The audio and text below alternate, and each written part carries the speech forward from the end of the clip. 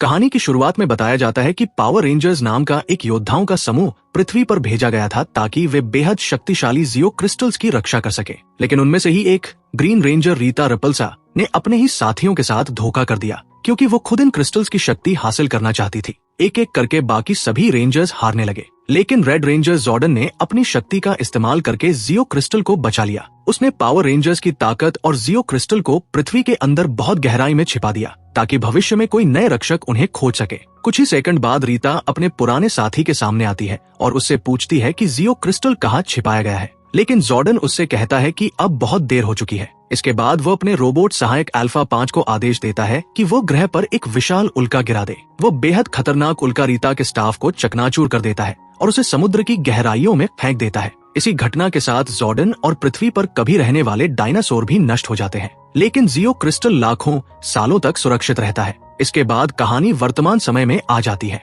Jason Scott नाम का एक लड़का अपने दोस्त के साथ हाई स्कूल में एक शरारत कर रहा होता है। वह स्कूल के लॉकर रूम में एक जिंदा बैल छोड़ देता है। थोड़ी ही देर में पुलिस को बुला लिया जाता है और वे जेसन को उसके पिता के ट्रक में भागते हुए देख लेते हैं। भागते समय वह दूसरी कार से टकरा जाता है। अच्छी बात यह होती है कि उसे कोई गंभीर चोट नहीं लगती, लेकिन उसकी इस हरकत की वजह से उसे पूरे साल के लिए हाउस अरेस्ट और डिटेंशन की सजा दे दी जाती है। अगले दिन स्कूल में उसकी मुलाकात किम्बर्ली हार्ट से होती है, जो एक चीयरलीडर है और जिसे जेसन चुपके से पसंद करता है। उसी समय हमें बिली क्रैंस्टन भी दिखाई देता है, जो एक बहुत ही बुद्धिमान लड़का है, लेकिन कॉल्ट नाम का एक छात्र उसे परेशान करता रहता है। जेसन कॉल्ट का सामना करता है और उससे कहता है कि अगर उसे किसी से लड़ना है तो उससे लड़कर देखे। जैसे ही कॉल्ट हमला करने की कोशिश करता है, जेसन आसानी से उसका वार बचा लेता है और उसे जोर से थप्पड़ मार देता है। वो उसे चेतावनी देता है कि बिना वजह किसी को परेशान न करे। यह देखकर बिली और किम्बर्ली दोनों जेसन से काफी प्रभावित हो जाते हैं। क्लास खत्म होने के बाद जेसन स्कूल से निकल रहा होता है,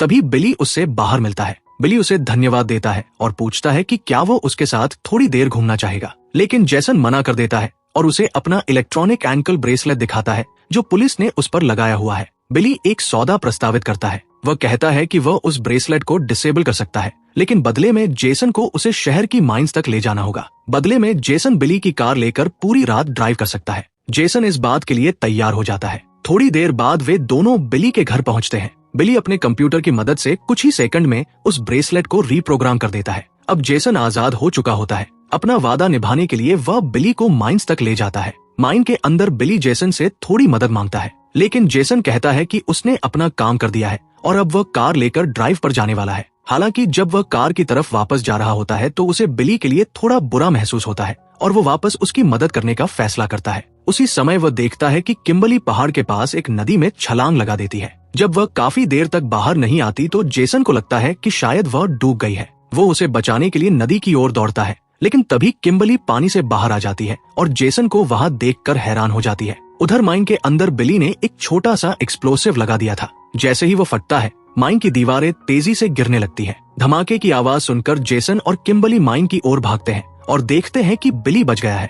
थोड़ी ही देर बाद त्रिनी क्वान और जैक टेलर, जो पास से गुजर रहे थे, भी शोर सुनकर वहां पहुंच जाते हैं। वे सभी एक बड़े पत्थर के आसपास इकट्ठा होते हैं जिसमें 5 सिक्के जड़े हुए होते हैं। जैक बिली का हथौड़ा लेकर उन सिक्कों को निकाल लेता है। हर सिक्के से अलग अलग रंग की रोशनी निकल रही होती है। अचानक उन्हें पुलिस की सायरन की आवाज सुनाई देती है, इसलिए जेसन सबको कार की तरफ भागने के लिए कहता है। बिली तेज गति से कार चलाता है। भागते हुए वे एक मैदान की तरफ पहुंचते हैं जहां सामने से एक ट्रेन आ रही होती है। जेसन कहता है कि अगर वे समय रहते रेलवे ट्रैक पार कर ले तो पुलिस से बच सकते हैं, लेकिन उनकी कार इतनी तेज नहीं होती और ट्रेन सीधे उनकी कार से टकरा जाती है। उसी समय समुद्र में कुछ मछुआरे मछलियां पकड़ रहे होते हैं। उनके जाल में कोई अजीब चीज फंस जाती है। जब वे उसे बाहर निकालते हैं तो उन्हें एक इंसान जैसा शरीर दिखाई देता है जो कई सालों से मरा हुआ लगता है। नाविक समझ नहीं पाते कि वह क्या है, इसलिए वे उसे पुलिस को सौंपने का फैसला करते हैं। अगले दिन जब वे शहर के बंदरगाह पर पहुंचते हैं और उस शरीर को फिर से देखते हैं तो उन्हें पता चलता है कि वो वास्तव में जिंदा है।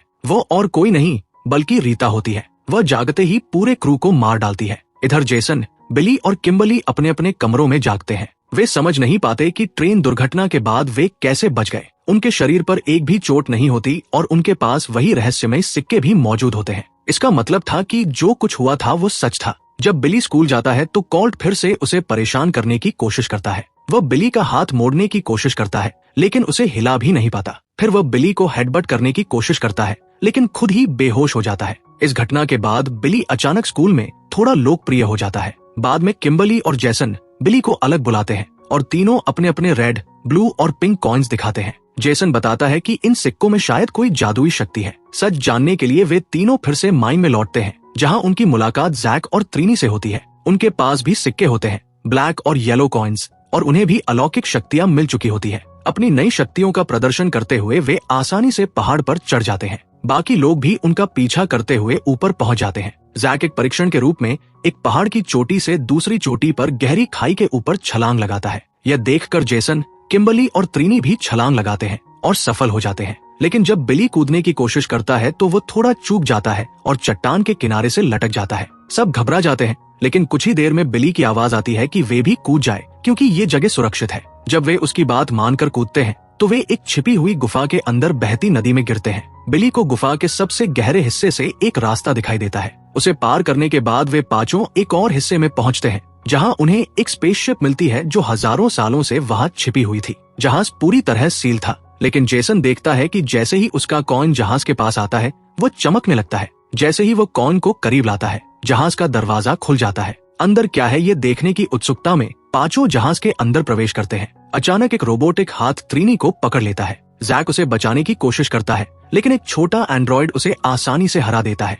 वह एंड्रॉइड खुद को अल्फा 5 बताता है। वो पांचों कॉइन्स को फिर से एक साथ देखकर बहुत खुश होता है और कहता है कि वे बहुत समय से नए योद्धाओं का इंतजार कर रहे थे। पांचों किशोरों को कुछ भी समझ नहीं आता। रोबोट उनसे कहता है कि वे एक प्लेटफॉर्म पर खड़े हो जाए, क्योंकि वो खुद उनके सभी सवालों का जवाब नहीं दे सकता। वे उसकी बात मान लेते हैं। जैसे ही वे प्लेटफॉर्म पर खड़े होते हैं, जहाज सक्रिय हो जाता है और उनके सामने एक पैनल खुलता है जिसमें एक इंसान जैसा चेहरा दिखाई देता है। अल्फा समझाता है कि ये जॉर्डन है, जो लाखों साल पहले दुनिया के रक्षकों में से एक था। अल्फा 5 की मदद से जॉर्डन की शक्ति का एक हिस्सा बचा लिया गया था और अब वही इस स्पेसशिप का दिमाग बन चुका है। जॉर्डन यह देखकर हैरान होता है कि कॉन्स ने 5 युवा किशोरों को चुना है, लेकिन समय बहुत कम था। वो उनसे मदद मांगता है क्योंकि दुनिया खतरे में है। वो उन्हें जियो क्रिस्टल के बारे में बताता है, एक बेहद शक्तिशाली ऊर्जा स्रोत जो जीवन देता है और जो उनके शहर के आसपास कहीं छिपा हुआ है। पावर रेंजर्स का मिशन है कि ये क्रिस्टल कभी दुश्मनों के हाथ न लगे, क्योंकि अगर ऐसा हुआ तो कोई भी व्यक्ति पूरी दुनिया को नष्ट करने की शक्ति पा सकता है। अपनी बात साबित करने के लिए जॉर्डन पांचों को एक हिप्नोटिक अवस्था में डाल देता है, जहां वे अपने पूरे शहर को नष्ट होते हुए देखते हैं। ये विनाश रीता द्वारा किया गया होता है। जब दृश्य समाप्त होता है तो उन्हें बताया जाता है कि रीता जल्द ही लौटेगी और केवल रेंजर्स ही उसे क्रिस्टल पाने से रोक सकते हैं। लेकिन उससे पहले उन्हें अपनी शक्तियों को नियंत्रित करना सीखना होगा, एक खास तकनीक के जरिए जिसे मॉर्फिंग कहा जाता है। यह सब सुनने के बाद त्रीनी को पूरी स्थिति पागलपन जैसी लगती है और वो वहां से जाने का फैसला कर लेती है। जैक, बिली और किम्बर्ली भी उसके साथ चले जाते हैं। जेसन भी जाने वाला होता है, तभी जॉर्डन उससे कहता है कि पावर कॉइन ने उसे किसी कारण से चुना है। वह यह भी बताता है कि वह खुद कभी रेड रेंजर था। अब जेसन को रेंजर्स का नेतृत्व करना होगा और दुनिया को बचाना होगा। ये शब्द जेसन को गहराई से सोचने पर मजबूर कर देते हैं। जब वह बाहर आता है तो देखता है कि बाकी लोग उसका इंतजार कर रहे हैं। किम्बर्ली उससे पूछती है कि क्या वह सच में इस कहानी पर विश्वास करता है। भले ही जेसन पूरी तरह आश्वस्त नहीं था, लेकिन वह अगले दिन वापस आने का फैसला करता है और सबको बताता है कि वह पहाड़ की चोटी पर उनका इंतजार करेगा। अगले दिन जेसन वहां पहुंचता है और यह देखकर खुश होता है कि बाकी सभी पहले से ही आ चुके हैं। वे सब फिर से जहाज के अंदर जाते हैं। जॉर्डन उन्हें समझाता है कि पावर रेंजर्स में बदलने के लिए उन्हें मूव करना सीखना होगा। उनके कॉइन्स के अंदर एक आर्मर मौजूद है जिसे सक्रिय करना होगा, लेकिन रेंजर्स तभी ट्रांसफॉर्म कर सकते हैं जब वे अपनी शक्तियों को पूरी तरह स्वीकार कर लें। इसके बाद जॉर्डन उन्हें एक गोल प्लेटफॉर्म पर खड़े होने के लिए कहता है, जिसे मॉर्फिंग ग्रिड कहा जाता है, ताकि उनका मन और शरीर जुड़ सके। वे उसकी बात मानते हैं और प्लेटफॉर्म पर खड़े हो जाते हैं, लेकिन वे एक दूसरे के साथ सिंक्रोनाइज नहीं कर पाते और सिस्टम बंद हो जाता है। इससे साबित हो जाता है कि वे अभी टीम के रूप में काम करने के लिए तैयार नहीं है। इसके बाद जॉर्डन अल्फा 5 को आदेश देता है कि वह उन्हें एक अरीना में ले जाए जहां उन्हें बिना आर्मर के भी कड़ी ट्रेनिंग से गुजरना होगा। जब वे वहां पहुंचते हैं तो एक छोटा एंड्रॉइड ट्रेनिंग साइमुलेटर चालू कर देता है और कई हाईटेक होलोग्राम्स बना देता है जो बिल्कुल रीता के सैनिकों यानी स्टोन मैन जैसे दिखते हैं। जैक को लगता है कि वे सिर्फ होलोग्राम्स हैं और उसे नुकसान नहीं पहुंचा सकते, इसलिए वह सबसे पहले अरीना में कदम रखता है। लेकिन उसे जल्दी ही एहसास हो जाता है कि उन होलोग्राम्स के पास असली शरीर भी है। एक ही वार में वे उसे जमीन पर गिरा देते हैं। अल्फा 5 समझाता है कि आने वाले दिनों में उन्हें बहुत कड़ी ट्रेनिंग करनी होगी, तभी उनके पास रीता को हराने का सिर्फ 1% मौका भी होगा। ट्रेनिंग शुरू होती है। लेकिन अपनी नई ताकत के बावजूद वे उन होलोग्राम से लड़ने में संघर्ष करते हैं। इसके बाद अल्फा उन्हें एक खास तकनीक सिखाता है जिसमें उन्हें दुश्मन के हमले से बचकर पीछे से पकड़ना होता है और फिर उसे जमीन पर फेंकना होता है। जेसन और बाकी लोग इस तकनीक को सीख लेते हैं और प्रभावी ढंग से लड़ने की प्रैक्टिस करने लगते हैं, लेकिन अभी तक उनमें से कोई भी मूव करने में सफल नहीं हो पाया था। उन्हें थोड़ा मोटिवेट करने के लिए अल्फा 5 उन्हें गुफा के दूसरे हिस्से में ले गया। वहाँ उसने उन्हें उनके सबसे बड़े साथियों के बारे में बताया, ज़ोड्स। ये विशाल मशीनें उन जानवरों के आधार पर बनाई गई थी जो कभी डायनासोर के युग में पृथ्वी पर रहते थे। अल्फा ने समझाया कि ये ही उनकी सवारी होंगी, लेकिन वे इन्हें तभी कंट्रोल कर पाएंगे जब वे मूव करना सीख लेंगे, क्योंकि ज़ोड्स को केवल तभी बुलाया जा सकता है जब वे अपना आर्मर पहन चुके हों। सब कुछ दिखाने के बाद अल्फा 5 ने उन्हें वापस जाकर अपनी ट्रेनिंग जारी रखने के लिए कहा, लेकिन चोरी छिपे जैक टेलर ने अपने ज़ोड को टेस्ट करने का फैसला किया। जैसा कि उम्मीद थी, चीजें गलत हो गई। वह उस मशीन को कंट्रोल नहीं कर पाया और ज़ोड पहाड़ से नीचे बेकाबू होकर दौड़ने लगा। काफी कोशिशों के बाद जैक किसी तरह ज़ोड को वापस जहाज तक ले आया, लेकिन पहाड़ की दीवार पार करते समय वो लगभग अपने दोस्तों को उसी मशीन से कुचल देता। किस्मत से किसी को चोट नहीं लगी। जेसन जैक के इस रवैये से बहुत गुस्सा हो गया और उससे बात करने गया। जैक उसकी बात सुनने से मना कर देता है और थोड़ी ही देर में दोनों सबके सामने लड़ने लगते हैं। बिली क्रैंस्टन बीच में आकर उन्हें रोकने की कोशिश करता है। तभी अचानक बिली का आर्मर सक्रिय हो जाता है। ये देखकर सब हैरान रह जाते हैं और उससे पूछते हैं कि उसने ये कैसे किया, लेकिन बिली खुद भी नहीं जानता था। कुछ ही देर बाद आर्मर फिर से गायब हो जाता है। तभी जहाज के अंदर जॉर्डन की आवाज गूंजती है और वो बिली से दोबारा मूव करने की कोशिश करने को कहता है, लेकिन कई बार कोशिश करने के बाद भी बिली ऐसा नहीं कर पाता। यह देखकर जॉर्डन निराश हो जाता है और उस दिन की ट्रेनिंग रद्द कर देता है। वो उनसे कहता है कि वे चले जाएं, क्योंकि वे अभी पावर रेंजर्स बनने के लिए तैयार नहीं हैं। ये सुनकर सब उदास होकर वहाँ से चले जाते हैं, लेकिन जेसन स्कॉट जहाज के अंदर ही रुक जाता है ताकि वह जॉर्डन से बात कर सके। वहीं वो जॉर्डन और अल्फा 5 की बातचीत सुन लेता है। जॉर्डन कह रहा होता है कि बच्चों के लिए मॉर्फिंग ग्रिड को सक्रिय करना बहुत जरूरी है, क्योंकि तभी वो खुद दोबारा जीवित हो सकेगा। ये सुनकर जेसन गुस्सा हो जाता है और जॉर्डन पर आरोप लगाता है कि वह सिर्फ अपना शरीर वापस पाने के लिए उनका इस्तेमाल कर रहा है। जॉर्डन स्थिति समझाने की कोशिश करता है, लेकिन जेसन कहता है कि उसे अपनी टीम पर भरोसा है और वे जॉर्डन की मदद के बिना भी लड़ सकते हैं। इसके बाद जेसन बाहर आता है और बाकी लोगों से मिलता है। जैक सुझाव देता है कि उन्हें साथ में पहाड़ों पर कैंपिंग करने जाना चाहिए। उधर दूसरी तरफ रीता रिपल्सा एक शिपयार्ड में खड़ी होकर आसपास के लोगों की ऊर्जा को सोख रही होती है। थोड़ी ताकत वापस पाने के बाद वह एक ज्वेलरी शॉप में जाती है और वहाँ का सारा सोना चुरा लेती है।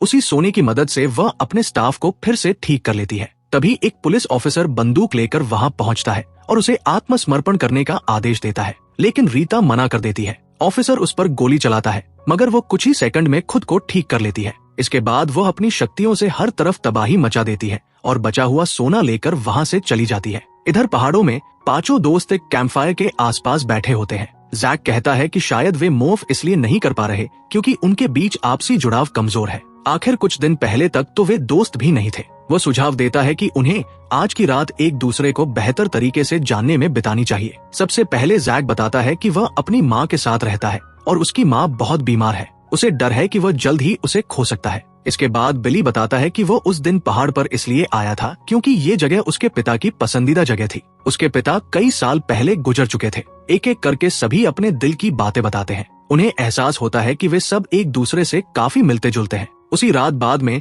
त्रिनी क्वान अपने घर में होती है। तभी अचानक रीता उसके कमरे में आ जाती है और उस पर हमला कर देती है। बिना आर्मर के त्रिनी उससे लड़ने के लिए काफी मजबूत नहीं होती, लेकिन उसे मारने की बजाय रीता उसे एक सौदा देती है। वह कहती है कि अगर त्रिनी अपनी टीम से विश्वासघात कर दे और उसे जियो क्रिस्टल दिला दे तो वो उसकी जान बख्श देगी। दूसरी जगह जेसन आराम कर रहा होता है। तभी किम्बर्ली हार्ट उससे बात करने आती है। किम्बर्ली कहती है कि शायद वे मूव इसलिए नहीं कर पा रहे क्योंकि गलती उसकी है। अतीत में जलन के कारण उसने स्कूल में एक लड़की की प्राइवेट फोटो सबके साथ साझा कर दी थी। तब से उसे बहुत अपराध बोध महसूस होता है और उसे लगता है कि वह इन शक्तियों की हकदार नहीं है। जेसन उसे समझाता है और कहता है कि कोई भी इंसान जिंदगी भर एक गलती का बोझ नहीं ढो सकता। वो अपनी गलती को सुधार सकती है, अपने दोस्तों के साथ खड़े होकर और अपनी शक्तियों से शहर के लिए कुछ अच्छा करके। उसी समय उन्हें त्रिनी का संदेश मिलता है और सभी स्कूल के कोर्टयार्ड में मिलते हैं। त्रिनी उन्हें बताती है कि रीता ने उस पर हमला किया और उसे अपनी तरफ मिलाने की कोशिश की। जेसन कहता है कि वह रीता का सामना करेगा, चाहे उसके पास आर्मर हो या नहीं।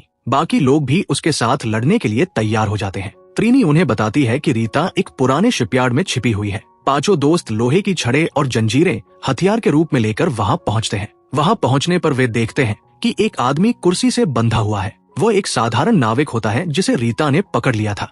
अचानक रीता सामने आती है और अपने स्टाफ से उन पर हमला कर देती है। वे सब मिलकर उससे लड़ने की कोशिश करते हैं, लेकिन रीता उन्हें आसानी से हरा देती है और उन्हें एक जहाज के अंदर बंद कर देती है। वो उनसे जियो क्रिस्टल की जगह बताने को कहती है। जेसन कहता है कि उन्हें नहीं पता कि वह कहाँ है। रीता गुस्से में आकर अपनी शक्तियों से जैक को यातना देने लगती है। यह देखकर बिली उससे विनती करता है कि वह जैक को छोड़ दे। तब बिली झूठ बोल देता है और कहता है कि उसे जहाज के अंदर एक मैप मिला था और उसने गणना करके पता लगाया है कि क्रिस्टल शहर के एक डोनट शॉप के नीचे दबा हुआ है। जैसे ही रीता को जगह का पता चलता है, वह तुरंत वहां से चली जाती है। जाने से पहले वो अपनी जादुई शक्ति से बिली पर हमला करती है और उसे समुद्र में फेंक देती है। जैसे ही बाकी लोग खुद को आजाद करते हैं, जेसन और बाकी सब बिली को पानी से बाहर निकालने के लिए दौड़ते हैं। जब किम्बर्ली उसकी सांस और दिल की धड़कन जांचती है तो उन्हें पता चलता है कि बिली मर चुका है। जेसन पूरी तरह टूट जाता है और खुद को दोष देने लगता है। वो अपने दोस्तों से कहता है कि बिली को स्पेसशिप में ले चलो, शायद जॉर्डन उसे बचा सके। जब वे जहाज तक पहुंचते हैं तो सब कुछ जॉर्डन को बताते हैं, लेकिन जॉर्डन कहता है कि अब कुछ नहीं किया जा सकता। ये सुनकर जेसन पूरी तरह टूट जाता है। वो कहता है कि ये सब उसकी गलती है क्योंकि उसी ने सबको रीता का सामना करने के लिए मनाया था जबकि वे तैयार नहीं थे। किम्बर्ली कहती है कि ये फैसला सबने मिलकर लिया था और इसमें जेसन की कोई गलती नहीं है। वह कहती है कि अगर संभव हो तो वह बिली को वापस लाने के लिए अपनी जान भी दे सकती है। बाकी लोग भी यही कहते हैं। उसी समय मॉर्फिंग ग्रिड की ऊर्जा सक्रिय हो जाती है और अचानक एक पोर्टल खुल जाता है। अब जॉर्डन का असली शरीर वापस आ सकता था, लेकिन जॉर्डन जहाज के सिस्टम को उल्टा कर देता है ताकि बिली को वापस जीवित किया जा सके। कुछ ही पल बाद बिली अपनी आंखें खोल देता है और सभी खुशी से झूम उठते हैं। जेसन जॉर्डन को धन्यवाद देता है। इस समय तक वे सभी सच में अच्छे दोस्त बन चुके होते हैं। जेसन कहता है कि अब आखिरकार मूव करने का समय आ गया है। वे अपने मन और शरीर को जोड़ते हैं और आखिरकार पावर रेंजर्स में बदल जाते हैं, लेकिन अब उन्हें जल्दी करनी थी। रीता ने जो सारा सोना चुराया था उसे इकट्ठा कर लिया था और उसकी मदद से उसने एक विशाल राक्षस को बुला लिया था जिसका नाम गोलदार था। उसने अपने स्टोन मैन को भी भेज दिया ताकि वे जॉर्डन के जहाज को नष्ट कर दे। जेसन और उसकी टीम पोर्टल का इस्तेमाल करके वापस पहाड़ पर पहुंचते हैं। वहां रीता की सेना पहले से उनका इंतजार कर रही होती है। जेसन अपने आर्मों से एक तलवार निकालता है और दुश्मनों से लड़ना शुरू कर देता है, लेकिन दुश्मन बहुत ज्यादा होते हैं। तभी जैक गुफा के अंदर जाता है और अपना जॉर्ड लेकर वापस आता है। ब्लैक रेंजर का जॉर्ड अपनी ताकत दिखाता है और सभी दुश्मनों को नष्ट कर देता है, लेकिन लड़ाई अभी खत्म नहीं हुई थी। गोलदार और रीता शहर की ओर बढ़ रहे थे। जेसन सबको अपने अपने जॉर्ड्स बुलाने के लिए कहता है। आर्मों के जरिए बने आपसी जुड़ाव की वजह से अब वे ऐसा कर पाते हैं। शहर में पहुंचकर रेंजर्स अलग अलग जगहों पर लोगों को सुरक्षित स्थानों पर पहुंचाने लगते हैं। लड़ाई के दौरान जेसन देखता है कि उसका पिता सैम स्कॉट सड़क पर उसे ढूंढ रहा है। तभी गोलदार हमला करता है और एक कार को पलट देता है। जेसन अपने जॉर्ड से कूदकर बाहर आता है और लड़ते हुए उस कार तक पहुंचता है। वो अपने पिता को बचाकर सुरक्षित जगह पर ले जाता है। सैम को लगता है कि ये योद्धा कहीं देखा सा लगता है, लेकिन जेसन जल्दी से वापस अपने जॉर्ड में लौट जाता है। रेंजर्स मिलकर गोलदार पर हमला करते हैं, लेकिन वह बेहद शक्तिशाली होता है। पिंक रेंजर जोखिम उठाते हुए अपने जॉर्ड की मदद से बिली को रीता की तरफ फेंक देती है। गिरते समय ब्लू रेंजर अपने जॉर्ड का सिस्टम सक्रिय करता है और एक शक्तिशाली ऊर्जा तरंग छोड़ता है। इस हमले से गोलदार और रीता दोनों जमीन पर गिर जाते हैं। जब रीता बेहोश हो जाती है तो उसकी जादुई शक्ति से बने सभी स्टोन मैन भी गिरकर टूट जाते हैं। सबको लगता है कि लड़ाई खत्म हो गई, लेकिन गोलदार फिर से खड़ा हो जाता है और रीता को भी जगा देता है। वह जमीन पर जोर से मुक्का मारता है, जिससे डोनट शॉप के नीचे छिपा जियो क्रिस्टल बाहर आ जाता है। रीता उस क्रिस्टल को लेने ही वाली होती है, लेकिन रेंजर्स गड्ढे के सामने खड़े होकर अपने हथियारों से हमला कर देते हैं। इसके बावजूद गोलदार उनके जॉर्ड्स को तोड़ने लगता है और उन्हें गड्ढे की तरफ धकेल देता है। जेसन और बाकी लोग पूरी ताकत से एक और हमला करते हैं, लेकिन वे खुद ही उस गड्ढे में गिर जाते हैं। अब रीता और गोलदार क्रिस्टल लेने वाले ही होते हैं कि तभी एक विशाल मशीन सामने आती है। रेंजर्स के सभी जॉर्ड्स आपस में मिलकर एक बेहद शक्तिशाली योद्धा बनाते हैं, जिसे मेगा जॉर्ड कहा जाता है। लेकिन रीता डरती नहीं है। वो गोलदार के साथ अपने शरीर को मिला लेती है और पहले से भी ज्यादा शक्तिशाली बन जाती है। मेगा जॉर्ड उस पर कई मुक्के और किक मारता है, लेकिन गोलदार फिर भी गिरने से इनकार कर देता है। तभी रेड रेंजर सबको वह तकनीक याद दिलाता है जो अल्फा 5 ने उन्हें सिखाई थी। वे दुश्मन के हमले से बचते हैं, पीछे से गोलदार को पकड़ते हैं और उसे जमीन पर पटक देते हैं। मेगाजॉर्ड फिर 2 तलवारें निकालता है और गोलदार पर वार करता है। आखिरकार गोलदार टूटने लगता है। अब रीता कमजोर हो जाती है और दया की भीख मांगने लगती है। रेड रेंजर उससे कहता है कि वह ग्रीन कॉर्न सौंप दे और आत्मसमर्पण कर दे, तब उसकी जान बख्श दी जाएगी, लेकिन रीता मना कर देती है। तब जेसन मेगाजॉर्ड से उसे जोरदार थप्पड़ मारता है। ठीक उसी तरह जैसे उसने स्कूल में उस बुली को मारा था। उस शक्तिशाली वार से रीता रॉकेट की तरह अंतरिक्ष में उड़ जाती है। वहाँ उसका शरीर जम जाता है और अब वो हमेशा के लिए अंतरिक्ष में भटकती रहेगी। आखिरकार लड़ाई खत्म हो जाती है। पावर रेंजर्स ने अपने शहर और पूरी दुनिया को बचा लिया था। लोग इन नायकों का धन्यवाद करने लगते हैं, लेकिन किसी को उनकी असली पहचान नहीं पता होती। कुछ दिनों बाद सब लोग अपनी सामान्य जिंदगी में वापस लौट जाते हैं। दुनिया फिर से सुरक्षित हो चुकी थी। जेसन जहाज पर जाता है और अपनी तलवार वहीं छोड़ देता है। वो वादा करता है कि अगर दुनिया को फिर कभी खतरा हुआ तो वो वापस आएगा। इसके बाद वह फिर से स्कूल में डिटेंशन के लिए जाता है, लेकिन इस बार उसके दोस्त भी उसके साथ होते हैं।